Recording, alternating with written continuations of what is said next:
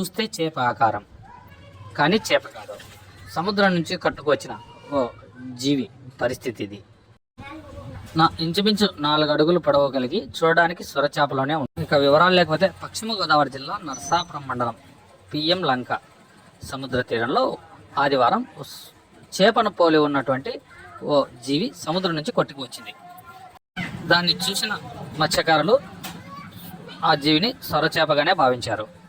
విషయంను మత్స్యకారులు ఫిషరీస్కు చెందిన emeritus professor Satyanarayana దృష్టికి తీసుకెళ్లగా పరిశీలించిన ఆయన ఇది సొరచేప కాదని తిమింగలం జాతికి చెందిన క్షీరదంగా గుర్తించినట్లు తెలిపారు. అంతేకాకుండా ఈ సముద్రపు జాతిలో అంతరించిపోయే జాతిలో ఇది కూడా ఉందని, దీన్ని రక్షించుకోవాల్సిన అవసరం ఎంతైనా ఉందని మత్స్యకారులకు సూచించారు.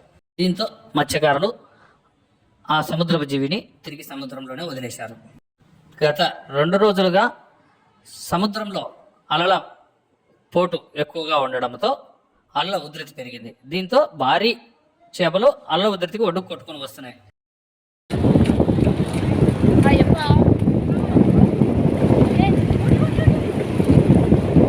చచ్చిపోయిందండి.